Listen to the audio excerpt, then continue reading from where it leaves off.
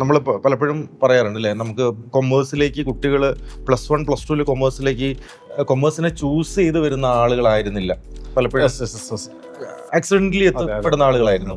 അപ്പോൾ അതുകൊണ്ട് ഒരു കൊമേഴ്സ് ആസ്പിരൻസ് ആണോ എന്ന് ചോദിച്ചു കഴിഞ്ഞാൽ അവർ യഥാർത്ഥത്തിലാവുന്നത് +1 +2 ഒക്കെ കഴിഞ്ഞ് ഒരു പ്രൊഫഷണൽ കോഴ്സിനെ ടാർഗറ്റ് ചെയ്യുന്ന ഒരു മൊമെന്റിലാണ് അവർ എക്സാക്ട്ലി കൊമേഴ്സിന്റെ സാധ്യതകളെ മനസ്സിലാക്കി പഠിച്ചു പോകാനും അല്ലെങ്കിൽ പ്ലാൻ ചെയ്ത് പോകുന്ന രീതിയിലേക്ക് പോയി കാണാറുള്ളത്.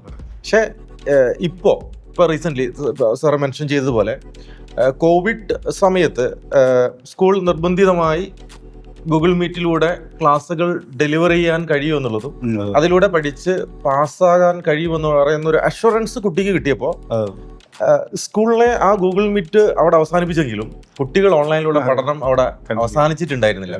അതുകൊണ്ട് തന്നെയാണ് കുട്ടികൾ നല്ല എന്താ പറയുക എഡ്യൂക്കേഷൻ പ്ലാറ്റ്ഫോമുകളെ ഉപയോഗപ്പെടുത്തിക്കൊണ്ട് സ്കിൽ അക്വയർ ചെയ്യുന്നതായിട്ട് കാണാറുണ്ട്.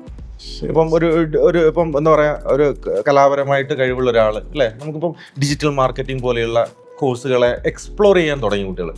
അതായത് അവർ ഒരു മെയിൻ കോഴ്സിനെ കോംപ്രമൈസ് ചെയ്യാതെ ഡിഗ്രി ചെയ്തുകൊണ്ടിരിക്കുക അവരെന്ത് ചെയ്യാണ്, എംപ്ലോയബിൾ ആവുന്ന രീതിയിലേക്ക് അവർ ചില കോഴ്സുകളിലൊക്കെ എക്സ്പീരിയൻസ് ആയ ഇത്തരം അല്ലെങ്കിൽ നിലവിൽ അവൈലബിൾ ആയിട്ടുള്ള സാഹചര്യം ഉപയോഗപ്പെടുത്തിക്കൊണ്ട് അവർ വന്നിട്ടുണ്ട്.